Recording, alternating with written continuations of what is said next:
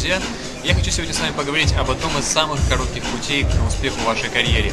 И часто мы думаем, чтобы добиться выдающихся результатов в своей карьере, нужно много-много работать, нужно обязательно заниматься нетворкингом, нужно ходить к своему работодателю. На самом деле есть еще один очень интересный путь, который принесет, я уверен, принесет вам много удовольствия. Это публичное выступление. Когда вы выходите перед своими коллегами, перед своими работодателями и выступаете публично, когда вы не боитесь этого делать, вы становитесь очень заметным.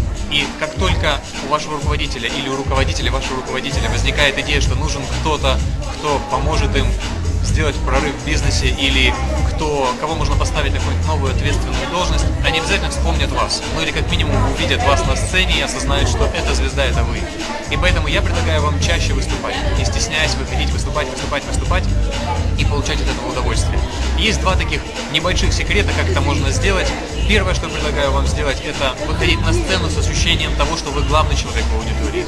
Выйдите, окиньте зал взором и посмотрите на то, что происходит вокруг, и осознайте, что вы на сцене и вы главный человек в этот момент. И второе, обязательно не забывайте, что люди в зале, перед которыми вы выступаете, это обычные люди. Если вы будете выходить с ощущением, что это обычные люди, вы пришли сюда с ними поговорить, то вы обязательно добьетесь больших результатов в публичных выступлениях, а соответственно и позже, а может быть и сразу, больших и выдающихся результатов в вашей карьере. До встречи в следующем видео. Не забывайте лайкать и комментировать это видео. До встречи.